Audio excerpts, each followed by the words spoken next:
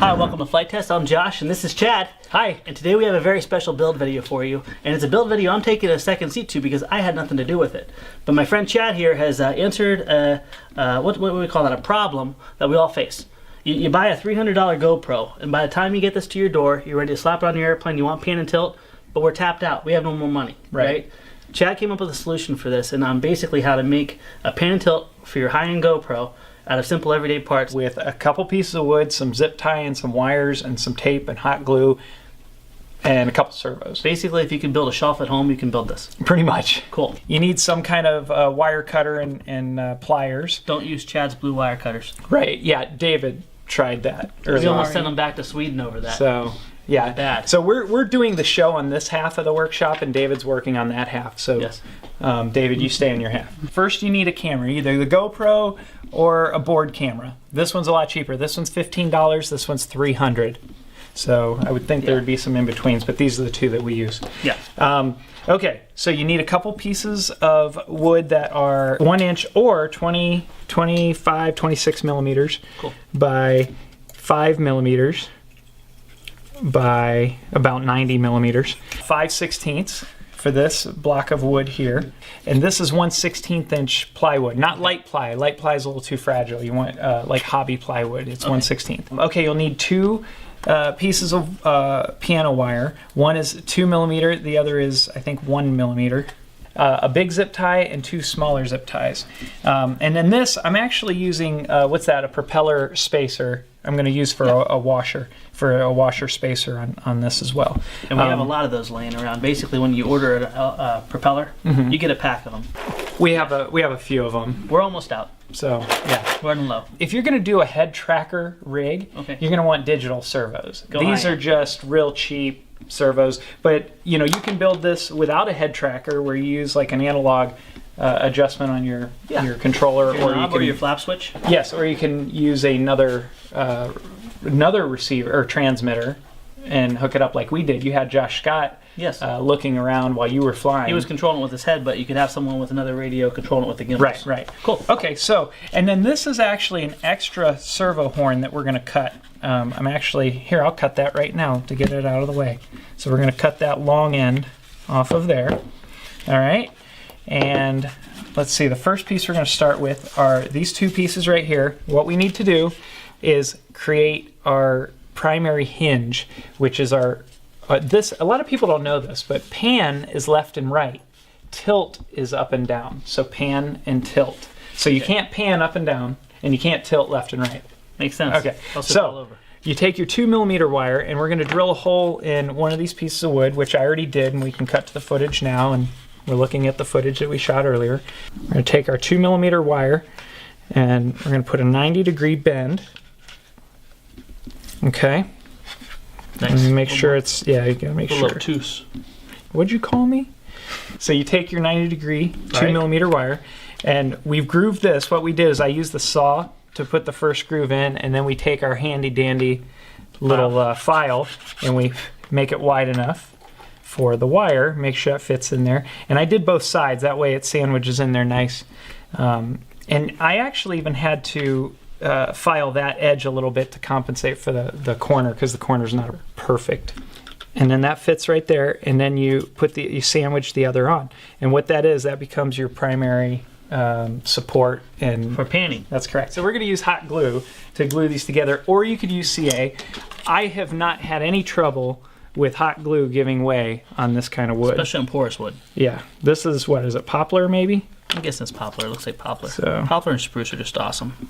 I'm just going to put that in there. And that 90-degree bend keeps it from rotating, because as you see later, what we're going to do is we're going to mount that servo steering wheel. What's that thing called? Yeah, I would say your nose gear arm. Okay, so this piece here, if you don't have one of these, you can use a servo arm.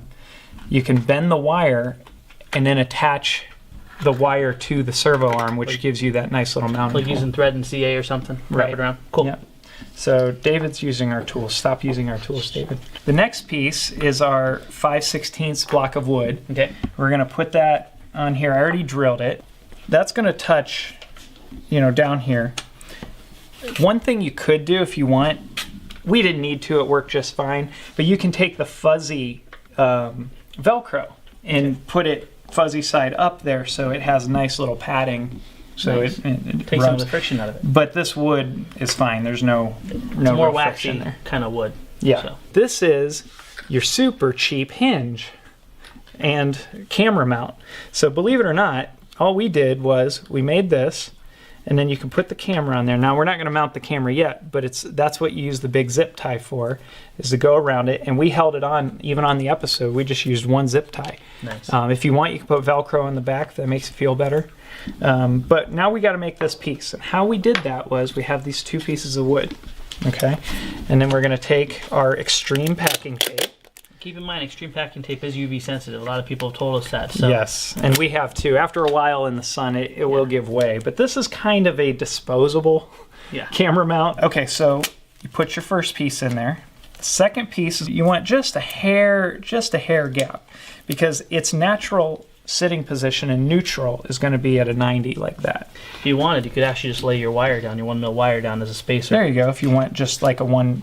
And what that does is that gives you a tiny gap for your tape to touch whenever you put the other piece on, because we're going to sandwich this between 2 pieces of tape. Okay, so you getting that? There we Nice. go. So we have our wood. There's exactly 1 millimeter gap. I'm just going to trim this off of here. So you trim that flush. Yeah. Definitely a cutting mat is a great thing to have. I don't know if you guys have it, but I just cut right into my wife's table. yeah. Eventually it becomes my table. I just cut into my finger. That's not good to do. Yeah. Now that we have the tape on one side, we're going to, and just make your piece of tape bigger than what you need. And what we're going to do is actually fold this back and then match up your tape to one edge here. And then you want that folded back, that way you have the proper amount of movement in your hinge.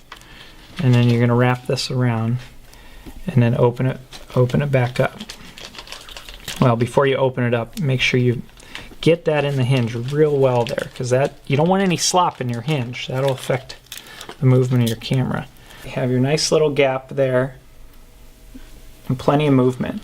Now, one thing I like to do is take your piece of scrap foam, put some hot glue on it, and I like to just give a little skim coat to stiffen that hinge a little bit, because I don't want a bunch of play. So I'm just putting a nice little skim coat across there, and it does stick to this tape really well. So you want to put it in the neutral position. Why don't you use a normal hinge like the one you have on a plane? Because it's a lot more work, and not everybody has those. Tell me, can you feel the stiffness? Yeah, it feels really good. So it it's has not- almost like a shock absorbing feel to it. Like a, Yeah, it's not too stiff to where the servo can't move it. it's not going to knuckle though, back and forth. Right. The next thing you need to do is there's a hole. I already drilled it here, but you can either cut or drill a hole to one side, and that's what your zip tie will go through. Now, if you're using a board camera, if you want, you could actually just screw it down or double stick tape or zip tie it around this way. Lots of options. But yeah, it's already to the size that you can use a GoPro or a board So camera. what you're saying, basically, this is your canvas. You can notch it, do whatever you need to make your Right. camera fasten That's properly. it, exactly. Cool beans. Okay, now one thing you need to do, now you have tape on both sides. I don't want to just put hot glue on the tape and then to the surface. So what I'm going to do is just score the tape right here so it still has enough that it grabs the other piece. Then I'm going to pull that tape off, Nice. and now we have bare wood. And then what we're going to do is connect that to here like this, and you're going to notice there's a hole there, right? Yeah. I intentionally didn't drill the hole through this yet because we didn't glue it yet, but I already drilled the hole here. So what I'm going to do is I'm going to glue this on, then I'm going to drill back through that same hole to open it up all the way. No alignment issues then. Exactly. So I'm going to use my favorite hot glue. Endorsed by Chad Capper and David in the store. Yeah, you don't have to use too much. Now this hole you can see is offset that way, and again I will put all the dimensions on the site so you can get proper measurements for everything. And make sure that the front end of this sticks out enough. You don't want your hinge to be over the wood, because if you want to look straight down with your camera, you need to make sure that you have that room to do that.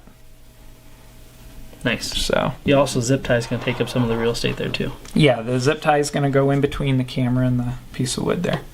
Okay, so there's your very simple hinge. Nice. Now we're just going to take this drill and this hole. Watch your finger. Oh, yeah, make sure your finger's not in the way. Yeah, you want everything to fit nice and tight, but not so tight that it's going to create a lot of resistance for the servo. There we go. Okay. And I intentionally left the wire nice and long so we could decide later how we want to cut it. We're going to need two, what do you call these? Nose gear arm and probably a servo arm. Yes. But for this, they're called your pan and tilt. anchor points, maybe? Sure. Well, we're going to use this one for the top, and then we're going to put this one on the side. On this piece, we're going to need that at about a 45 degree. Okay. We need to space this, so we're going to put two spacers in here and see how that looks. All right, and David, I need this. Can I borrow this? Sure. Okay, so we're going to tighten this down here for now. Now what that's doing is, since the wire has the L bend at the bottom, this piece becomes your stationary piece. And then this piece moves around it. So when you attach the servo to the piece that moves, it uses that as an anchor. And you have a file here. One thing, if you guys have a hard time gripping with a, I don't want to say a collar like that, you can actually file a flat spot into your rod, and that will give you the ability for that anchor point to hold even more. That's a good point, because I didn't do that and it was slipping. Now that's why we have our spacers there, because you can see where the servo mounts. You're just raising it above the hit servo. that. Yeah.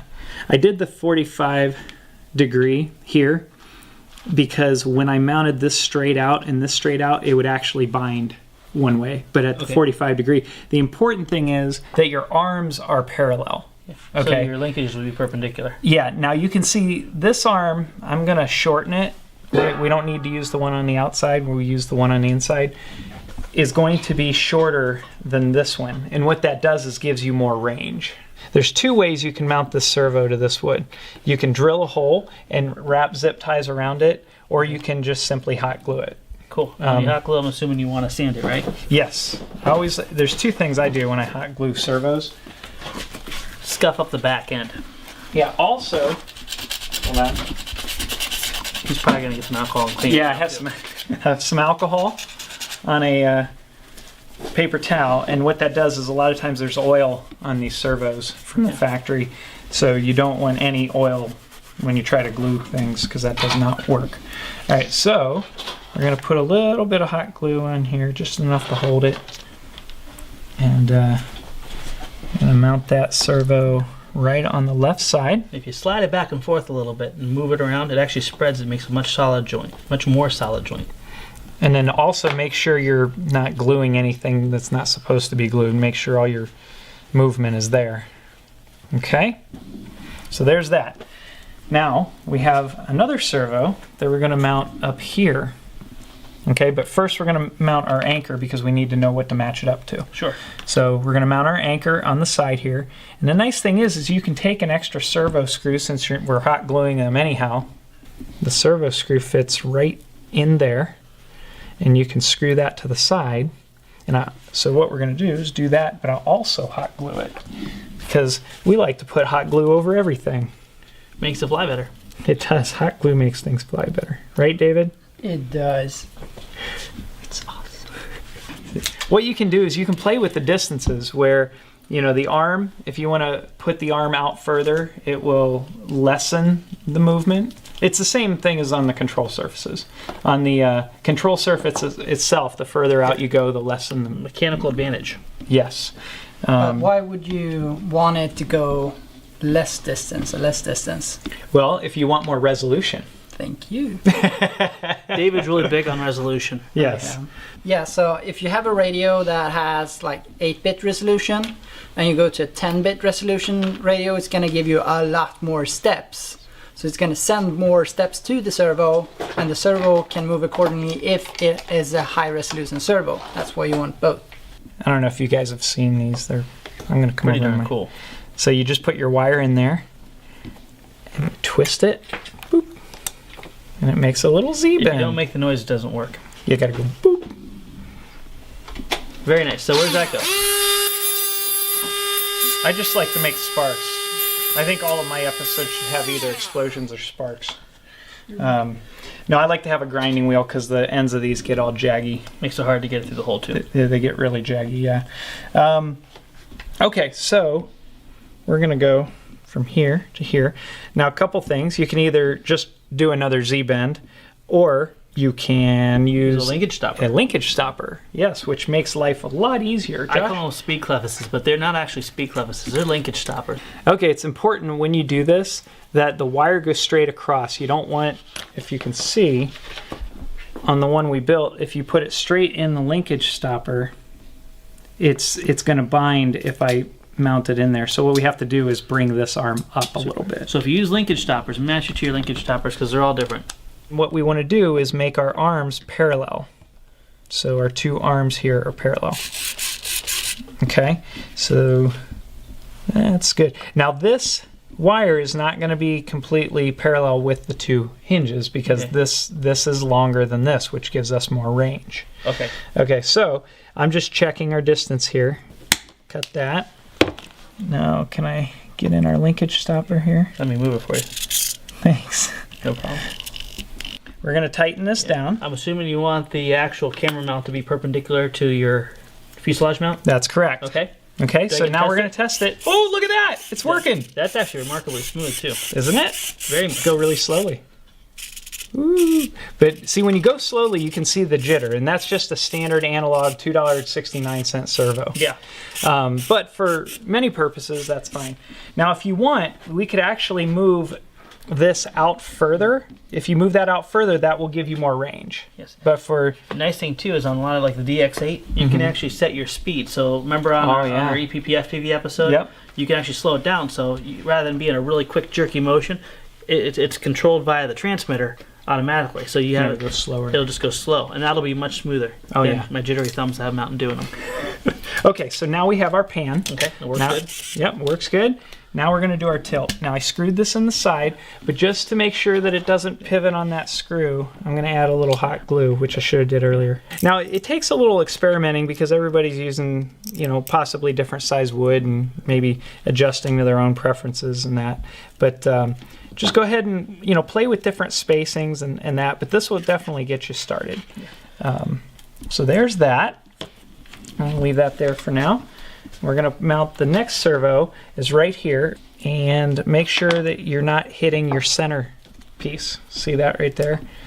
Now we're going to cut the top of this, so let's do that now because. Here you go. Thank you. You're welcome. We have our bolt cutters. Ready? Yep. Don't want to hit anybody in the eye. Okay, boom. All right, so that allows it to tilt back a little bit. Now what I do is I actually centered ours so it was tilting down a little bit because I prefer to look down more than up. I very rarely want to look up. It's nice when you're doing FPV to keep like 2/3 of the video with ground. That's my personal preference too. That's good. 1/3 on the top. That way, blue sky is not going to be what you're going to navigate off of. It's going to be landmarks. Right. Okay, so we put this on. Now before you glue anything, you want to make sure you're not going to run into anything. See this right here? See, if I don't mount this high enough, I'm going to end up hitting that. So I want to make sure. You can probably just slide your push rod on now through the linkage stopper and then cut it to size afterwards. Ah, that's a perfect idea. Oh, actually, right there. See, that's a good angle. I like it pointing down just a little bit. And then I'm going to... Okay, see, this is sticking up. I need that to come down more. Everybody watch your eyes. Watch your eyes. I forgot to take the tape off of where I'm going to hot glue this, so I'm going to try to take it off before the hot glue cools. Okay, hot glue is still cooling. Going to put that right there. Beautiful. Okay, and then we're going to set, the trims are centered. Yep. We're going to set this about, tilt it a little bit down. And I'm going to tighten this. And then depending on which way you favor from 90 degrees will give you more of extreme throw on the downward slope or the upward slope. Okay, So so let's try it. Look There at we that. go. Now you can also, this isn't a programmable transmitter, but most of your transmitters you can extend your servo throw another, what, 20%? Yep, 20-25%. So- DX8, I think it's almost 50. I'm going to trim the excess here. You hold still. Okay, there we go. That So is- now, I'm testing it. Let's put the camera on it and see how it looks. Now, the cool thing about this is the part that you can strap to your fuselage. You can either put holes in it, strap it, glue it, Velcro, I don't know. I would definitely make sure it's secure. If you had a potentiometer, you could actually set your throw as high as you want it to go, and that way you have the full benefit of motion. So right going here. down. So hold that up. Yeah. So it's essentially the same as if you were holding You that can up. just- So that gives you more range there, right? Yeah, and if it's on a potentiometer, it would go from here all the way down to here smoothly. Right. That's true. All right. How do we mount the GoPro? With a zip tie. A zip tie. Zip tie. Right? You know he's here. Zip. You're making fun of him right here in front of him. He's a good guy. So now we got our zip tie on there, and of course we cut off all our spare parts. Yep. Okay. Now, ready? Hold on. Let's record. To the left, to the right. Hold on. Look up at the camera guy. Hi. You see him? Yep. Okay. Go all around.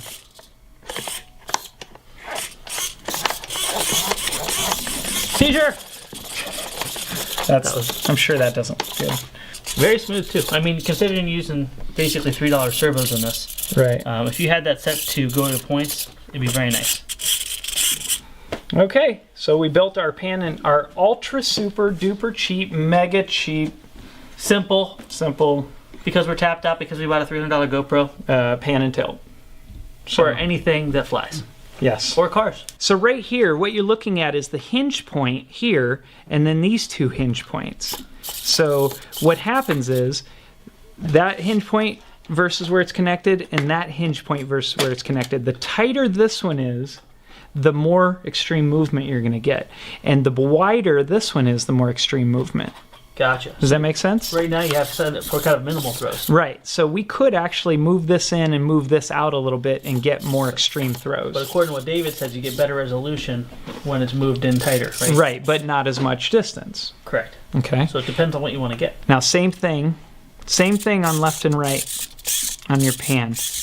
You can, the further out you go on this, the more throw you can get. One thing I like about the throws you have currently right now is that's the most probably typical to a human, the motion of your head. Probably. down. Yeah, that's probably So true. if you have a pan tilt, that will probably feel the most natural. And I can encourage you guys. See, you could even make this simpler and just get rid of the pan system and just use a tilt, and that would be very easy to build. And a lot of people, that's all they want to do. They want to be able to look down. And you can take this concept and even detach it. Basically, if you just wanted Oh, it'd be a super tilt, tiny you then. just wanted that. If you Yeah. want the pan, then you add this. You'd have a third of the parts and it'd be a lot simpler. Very nice. So, Josh, go ahead and close. I'll direct. All right, sounds good. I want to thank you guys for watching. No, this camera. Oh, down here? Yeah, But I would talk to Dave now. I know. Do this one. Okay. This is weird. It's looking at you. I know, I'm a little creeped out. We want to thank you guys for watching. We want to thank Stone Cap Productions for sponsoring this episode. We also want to thank David for his wealth of knowledge he's given us. Say hi, I David. can't, it doesn't pan that far. Bye. And we want to thank Chad. Go ahead and shoot yourself, Chad. Let's see if you can do this. For coming up with a super duper, ultra cheap, simple cheapskate because we're tapped out and we can't afford anything else after this GoPro mount. Right. Okay. And we want to thank you guys. We want to encourage you. There's going to be plans on the website for all this, patterns. Feel free to modify. Show us on the forum what you've done to change it, make it better, correct all the things that we said wrong. And you want to put this on a plane? Yes, I'd love to fly. Let's go fly. All right. Thanks. See you next time.